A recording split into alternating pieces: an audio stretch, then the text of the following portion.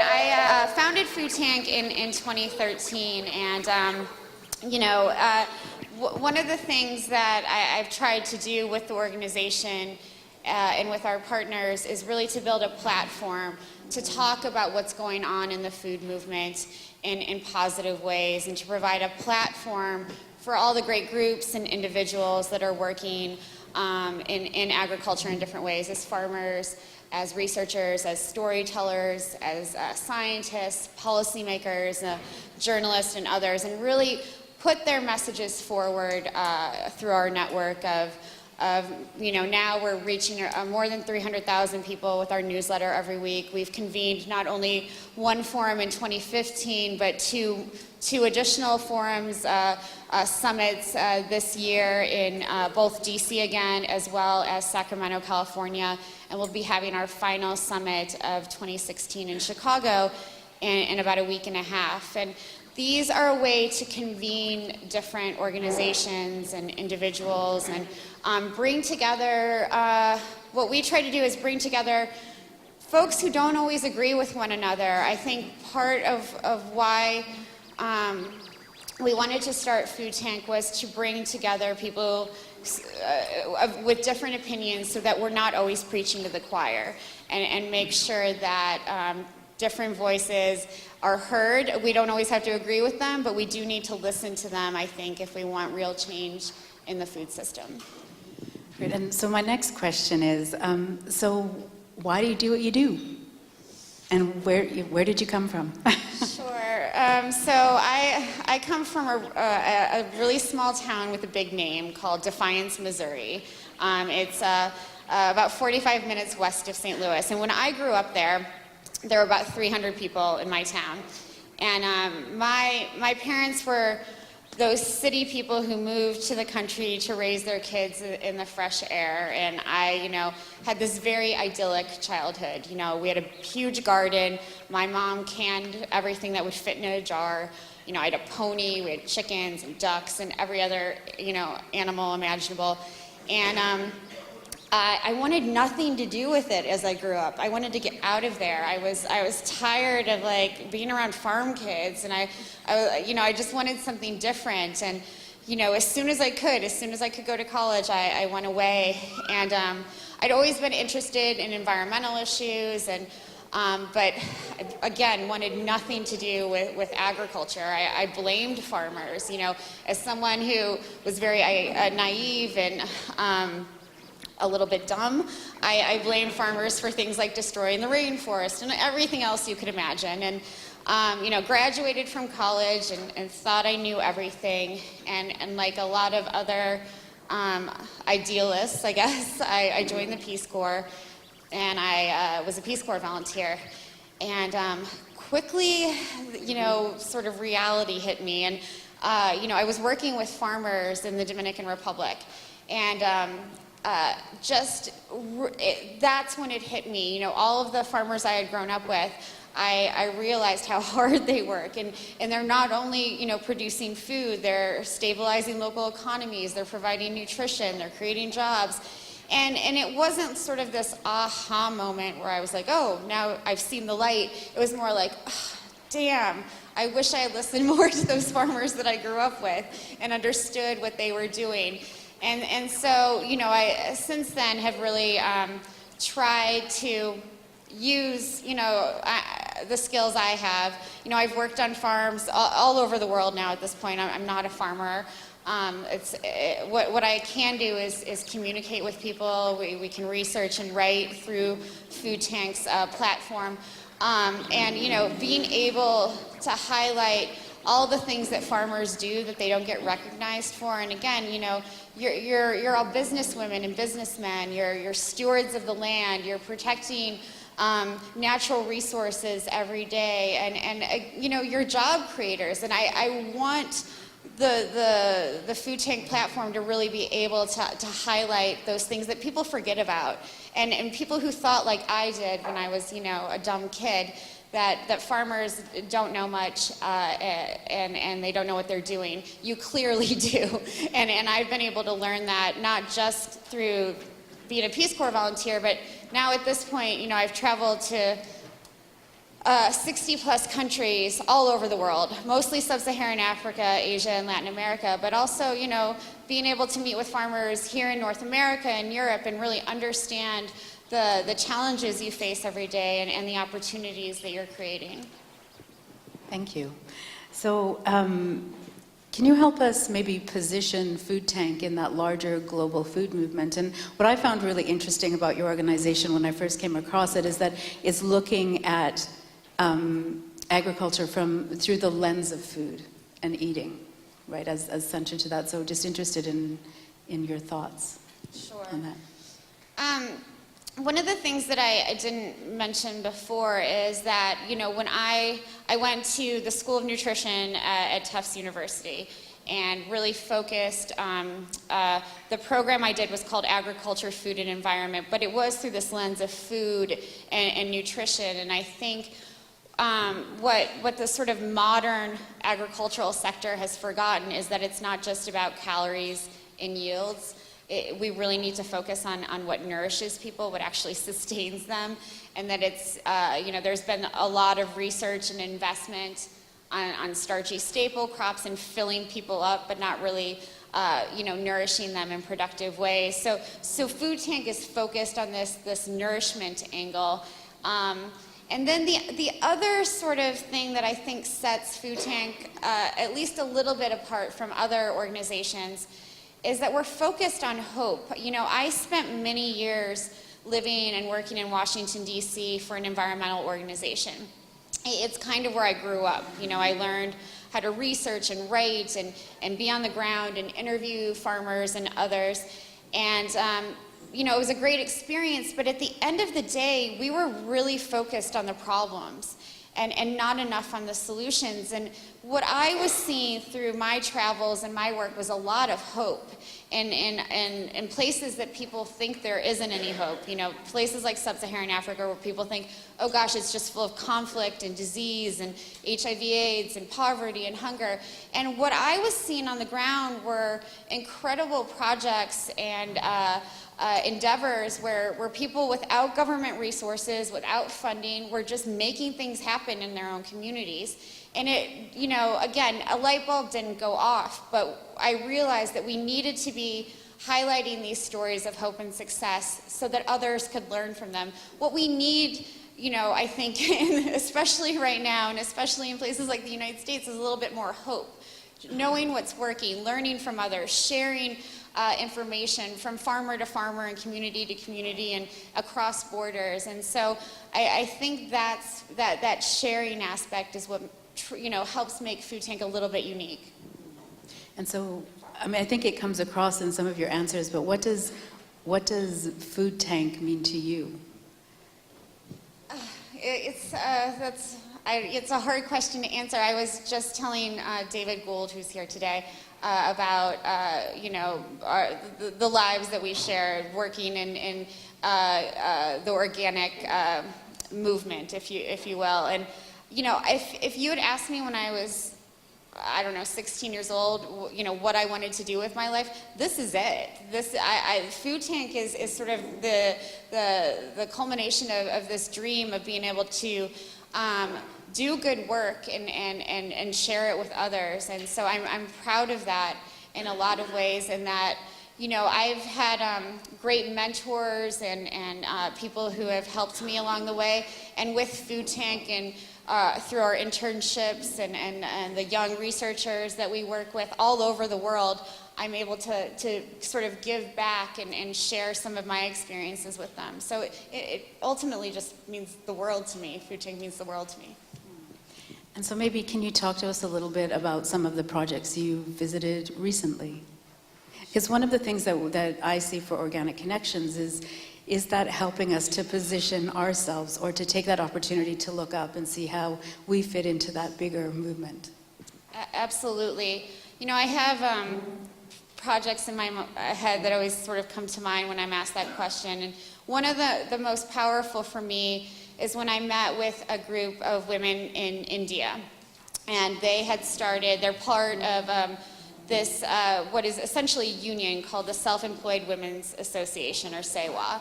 And they have more than 1 million members. They're one of the biggest unions in the world. And part of the work that they do is organic farming. So they have an organic farm outside of Ahmedabad, India, where they train other women how to use organic practices. So they're doing composting and vermicomposting and rainwater harvesting and not using any agrochemicals. They're growing a lot of staple crops, beans and lentils, rice, all organically, and then they're selling that to other women in low-income urban areas under Sewa's own label. So they're providing this really important source of affordable organic food to women who would otherwise not be able to afford it. And it's so powerful to me that they have, created that and have the vision to really see beyond just, we're gonna be organic farmers and sell this in urban areas. They've really focused on selling it to women like themselves who would not otherwise be able to afford that food. If I can just keep going a little bit. I spent a day with these women, and what I do is I travel around with my little notebook, and I ask people a lot of questions, and I listen and scribble things down. And so at the end of the day, when I felt like my job was over, and I put the notebook down, and we were just sort of hanging out, the women started, they knew that I had traveled a lot and talked to other farmers around the world, and so they started asking me questions, and it was really interesting because they wanted to know what other farmers, particularly women farmers, were doing in places like sub-Saharan Africa or the United States around drought and climate change. And they, had very specific questions. And I shared with them, some of what I know, but I don't know everything. And it was just sort of that click in my head, like, oh, that's what this is all about. This is about sharing information across borders. This is about sharing information across cultures. People want to learn from one another. And we're now in this era where we can use technology in such creative ways to facilitate that.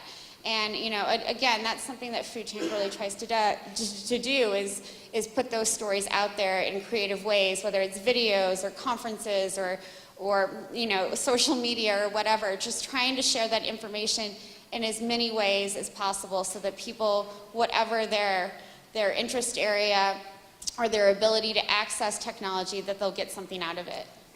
Thank you. Yeah, and I see, when I look at your organization, what I see is an illumination of what's already there.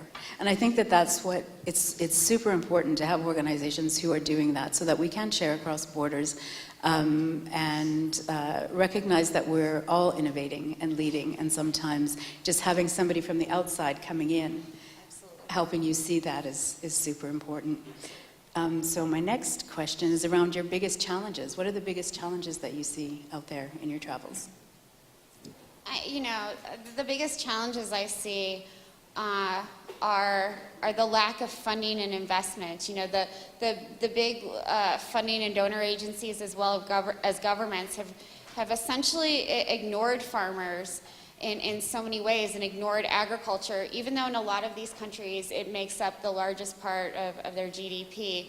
And it's really only been in the last 8 years where governments and the media have sort of turned their attention to agriculture again because of the food price crisis, the economic crisis. When riots started happening, in 2007 and 2008, and then again in 2011, people began, sort of taking notice and wondering how they were going to curb these riots. And it's essentially, an age-old story. When people are hungry, they're angry, and we need to be able to figure out how to mitigate those crises. And I think, looking at food as the solution, it's not only the solution to hunger, right? It's not only the solution to malnutrition and food insecurity, but it's the solution to so many different things that we're seeing happening around the world. Conflict, the Arab Spring, climate change. These are all things that we can solve if we're using resilient, regenerative, agroecological practices that really, work to restore not just the land, but whole communities. So I think, the biggest challenge is being able to articulate that, it's not just when a conflict or crisis comes about. We need to be thinking about these things all the time and making, governments don't need to just respond and react to the bad things that are happening, but really work to propel and value the work that farmers do in a bigger way, and not just think of agriculture as something that they can export, but something that will give back to their countries. Could you reflect a little bit on the connection or lack of connection between food insecurity and climate change? The lack of connection I think people don't understand that the environmental problems, whether it's climate change or any other sort of environmental problem that we're experiencing, when people are hungry, and they don't have the resources that they need, they often have to farm in unsustainable ways. And again, this is where farmers get blamed for cutting down trees or causing erosion or the other problems that are sometimes inherent in bad agricultural practices. And so we really have to make the connections between hunger and the environment in different ways. And this is something that governments and the media haven't been very good at. We're not good at telling that story. Thank you. Maybe can you reflect a little bit on agriculture in the U.S. or in North America? We've talked a little bit about your experiences far away, so just interested in your reflections on the U.S. I mean, I've been working in this field for 15 or 16 years now, and so coming, to sort of seeing what's happened over the last decade, with the food movement in the United States, and I guess some people question whether there's actually a movement at all. But I think, we have, you have more and more farmers who are interested in growing food organically or using different sustainable practices. We certainly have more consumers who are concerned about where their food comes from and how it was grown and who produced it. What I see happening, I'm inspired by that movement for more local and regional food systems and people's interest in food. But what I think needs to happen is it needs to go from being very personal. I think consumers in the United States are very focused on what organic food can do for them personally, or what sustainably grown food can do for them personally, how it tastes, how they feel when they can go to the farmer's market and talk to their farmer, or talk to a farmer, or buy a vegetable that they've never heard of. It's very selfishly focused in a lot of ways. And I don't mean selfish in a bad way, but I do think that we're sort of on the cusp of something greater with the food movement, and not just the United States, but North America and other parts of the world, that we need to turn it more outward and realize that the food choices that we make, the food production practices that we choose, all have an impact globally. And being able to sort of look outward rather than inward with the food movement, I think, is really the next step. Otherwise, I'm afraid it'll just be this 20-year trend in the United States, where everyone was focused on local food for a while and organic food, and now it's over. And I think for it to really continue, it needs to be sort of a more outward and global issue. Do you have any thoughts on how we can start to make that shift or switch? Or because I always think that what I don't like to do is to create dichotomies or polarizations, right? You can have both.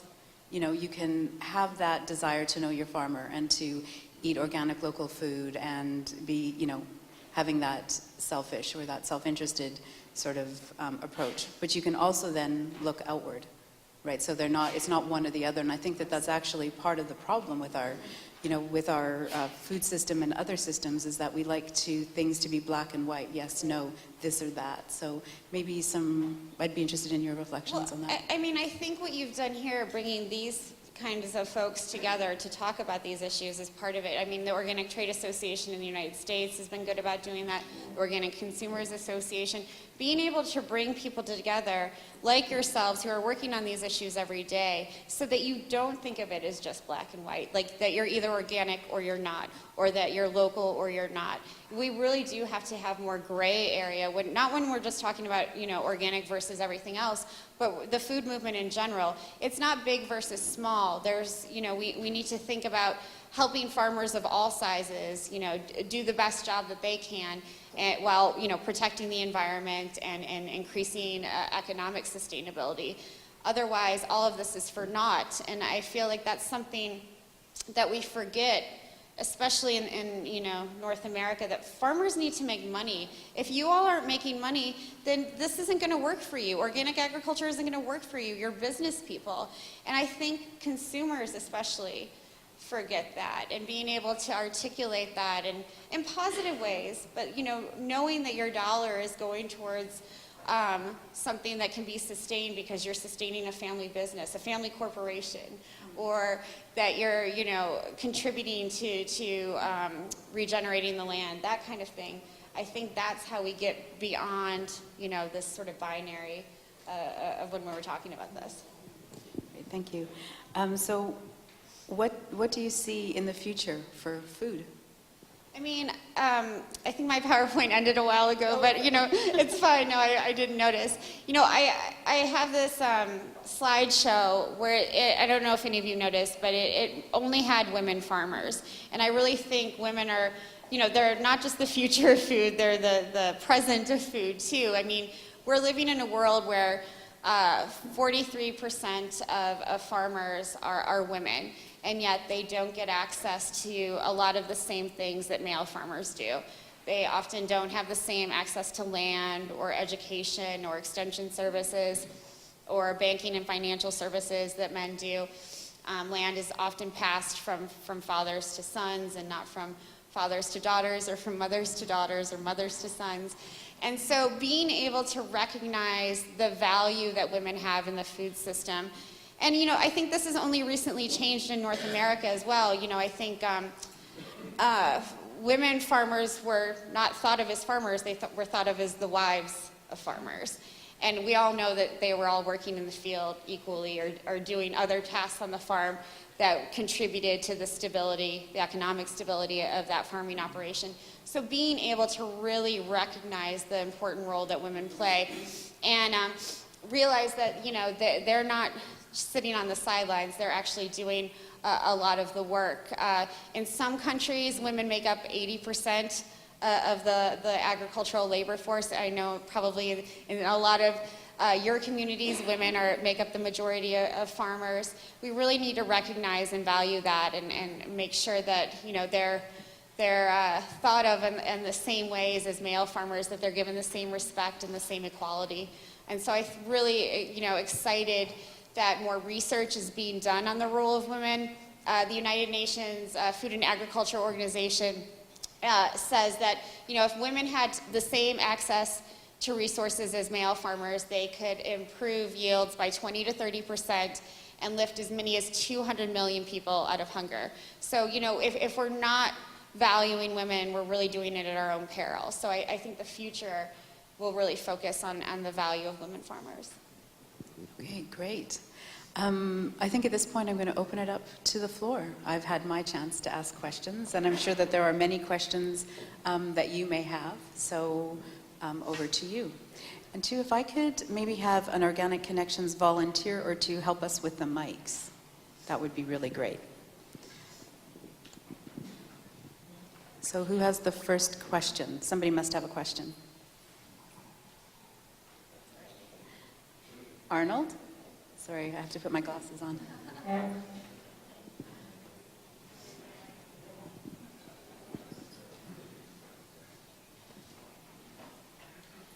Sorry, Arnold, did you just want to say your question? Oh, sorry. Geez, I'm putting you on the spot there. I'm going to put somebody else on the spot soon. No questions? Oh, here's one. Yay.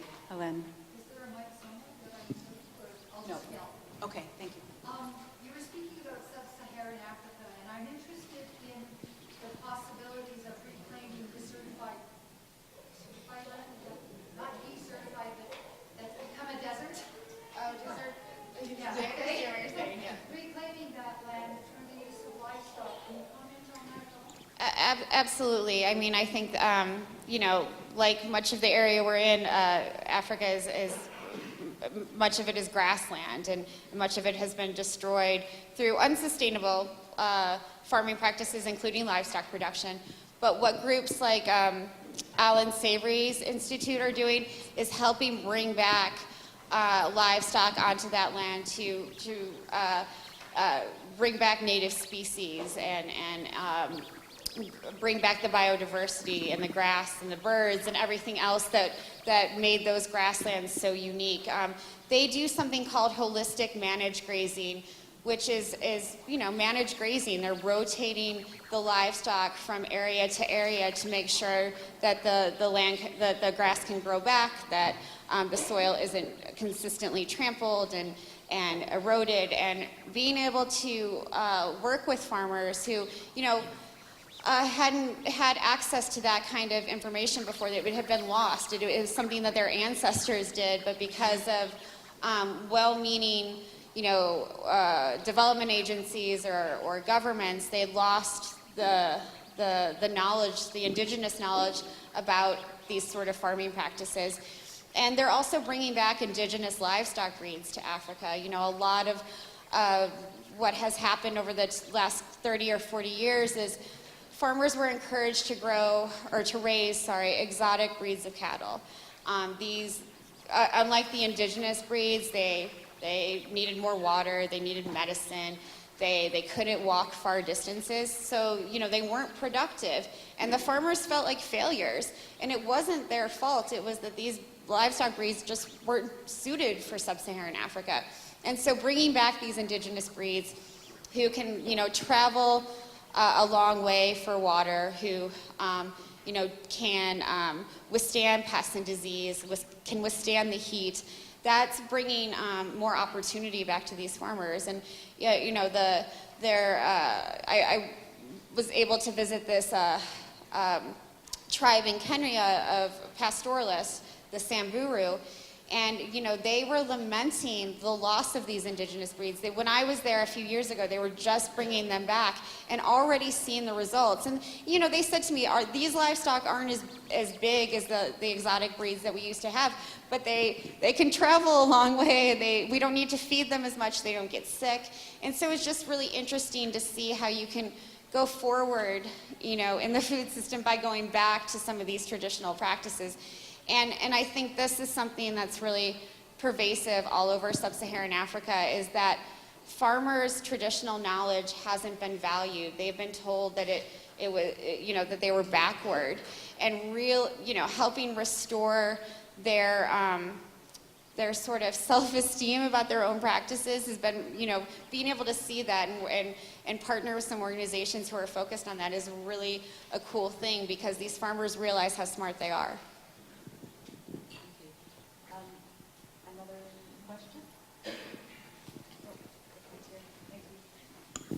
Thanks.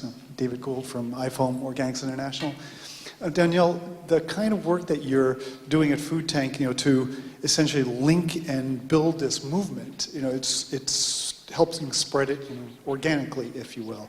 But one of the things that I think that we face as a sector is that we're really not supported very well by government or by policies. Basically, policies reward people for doing the wrong thing, which is exploiting the environment and people.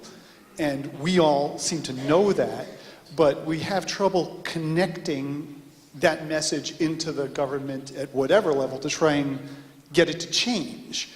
And so I guess my question for you is, does Food Tank do anything to help its constituents try and make those connections, or do you have some vision for how we can do that more so that we can actually get some of the rewards that we actually deserve? Such a great question. One of the things that we're a part of is this idea of true cost accounting. It's been a subject area of ours since the beginning of Food Tank, and the idea that, you know, what David alluded to, that we're not paying the full costs of the of the food that we produce when it's done in damaging ways. You know, we're not paying for the pollution or the heart disease or the, you know, the other side effects that come from unsustainable food production. And so this idea of true cost accounting in agriculture is something that we've worked on with the Sustainable Food Trust and also the United Nations Environment Program that has a program around true cost accounting. And it's really trying to put together the data and the materials that we can take to policymakers to show them, you know, if you're supporting organic agriculture, here's what you're going to get. Here's how much your farmers are going to make in your country. Here's how the environment's going to be protected. Here's how consumers will be better fed, et cetera, and being able to quantify that and show you know, policymakers and businesses and others really the importance of supporting more sustainable agriculture practices, because the payoff is bigger and the costs are often a lot less.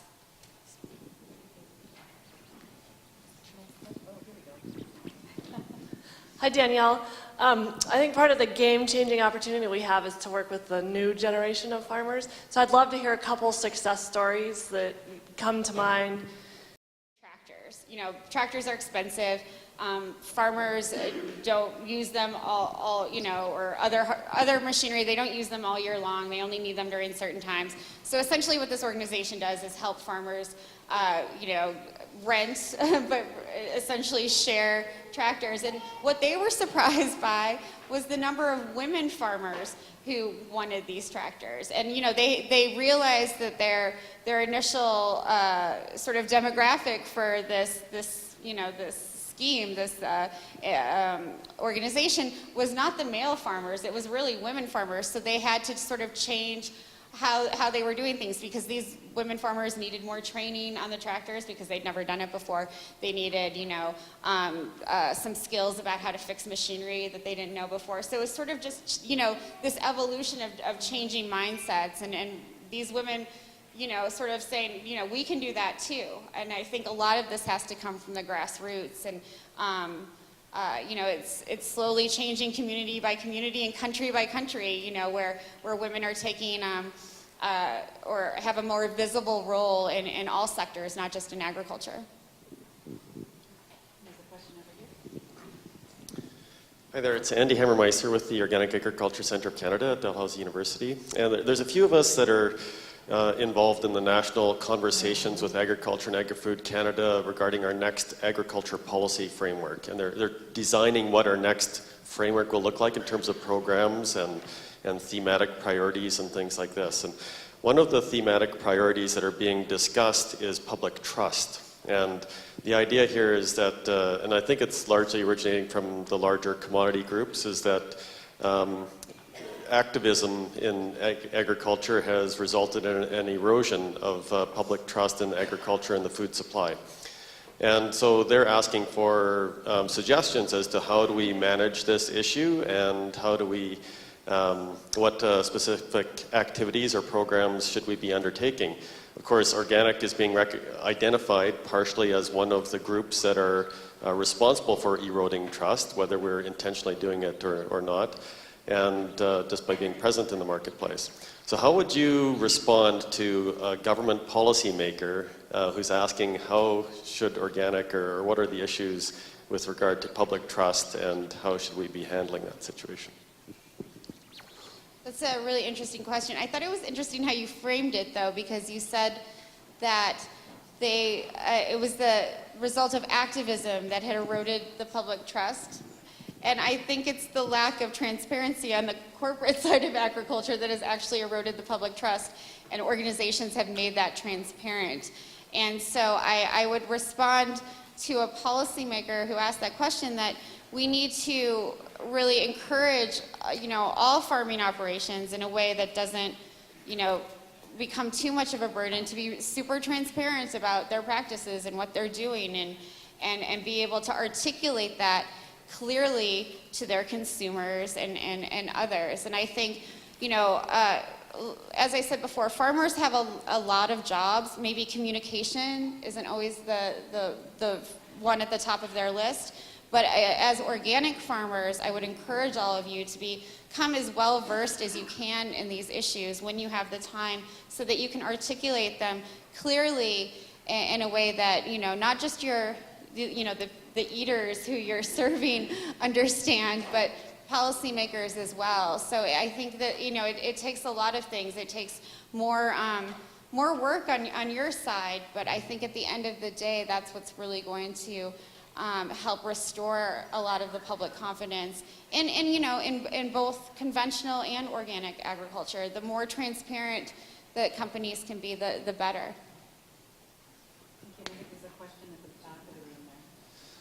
Hi, Danielle. Tyler from Rumway Family Farms in Rockland.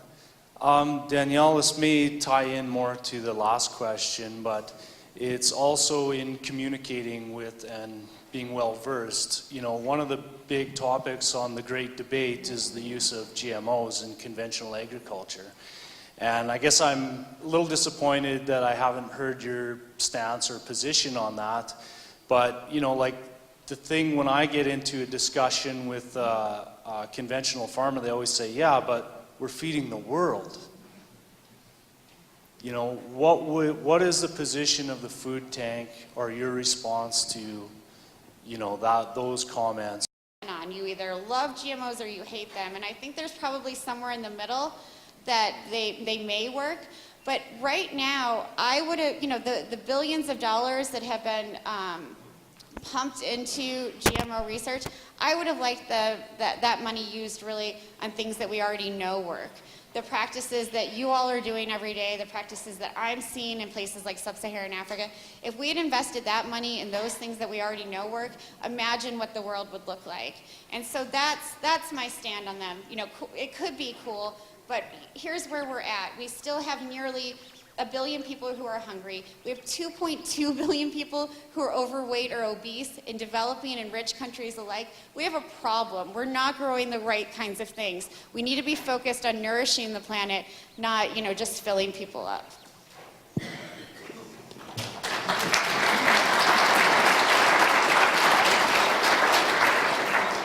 Okay, we probably have time for 2 more questions.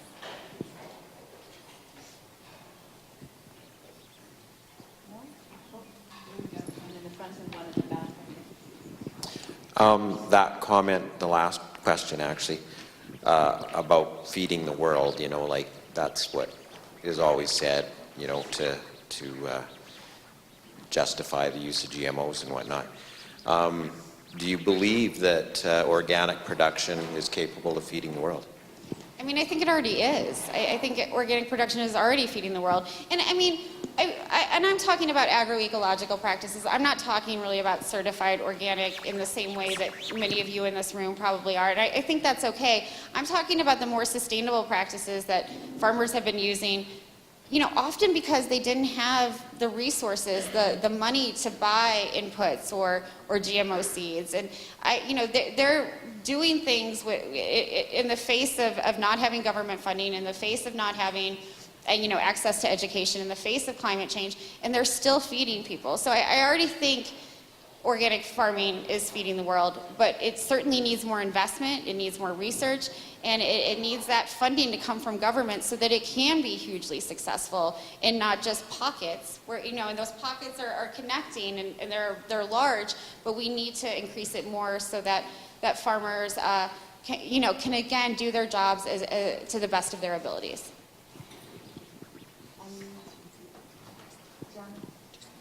Okay. Hi, Lisa Clark from the University of Saskatchewan. I totally agree with your comment, Danielle, that we're focusing too much on stable crop production, which is also contributing, in addition to obesity, but undernutrition. So like all the calories you need, but not the nutrients. I'm just wondering what your thoughts are on linking agriculture and nutrition policy, because I think one of the issues is the silos between public health and nutrition and agriculture, and there isn't even in developing and developed world, there isn't a lot of conversations going on. So just some comments on that. Thanks. Yeah, absolutely. I think it's absurd to a lot of us that they're not linked, that agriculture and nutrition aren't linked, because agriculture is food. And I think there is this growing movement to link them more and talk more about the public health aspects. Last week I was speaking at a conference of the American College of Lifestyle Medicine, and those are doctors who are focused, you know, a lot on nutrition and health, and they are one of the groups through what is called the True Health Initiative that are trying to pressure universities and policymakers and the public health sector to really take this issue on in a bigger way and really, you know, force those linkages because they're already there. And I think this is something that's, you know, inherent in food and agriculture as a whole. We're all working in our own separate silos. You know, you work on organic, I work on food waste, you know, and nobody's linked. And you know, when farmers aren't talking to nutritionists and nutritionists aren't talking to doctors, and you know, you have this whole it becomes a vicious cycle, and we all really need to be talking to and learning from each other and finding those solutions together. Thank you. And I think, unless there's one more question, is there somebody who just really would like to ask a question? I mean, the great news is that Danielle is going to be here for today, and she will be facilitating. We have a Women in Agriculture panel happening later in the day, and Danielle will be facilitating that for us. So, yeah, another opportunity there to have a conversation. And I just wanted to highlight that. As in so many of your answers, I was so excited because I could see the connection to our own programming over the course of these 2 days, one being the Women in Ag panel, but also this afternoon, or later after the conference program, one of our receptions is actually the Young Agrarian Mixers. So what we're trying to do here in BC and in Alberta, they have a bit of funding to have a network for young people who are interested in farming or farming currently to get together and share, basically, what they're doing. So what we're doing later today is to have a little mixer and just gauge interest in whether or not there's something, if there's a need for that in Saskatchewan. And I suspect we already know the answer to that, but it will be nice to gather those people in the room. So if you're interested in that, please come along to that. So thank you again. It's been a pleasure having you here. And I would like you to join me in thanking Danielle.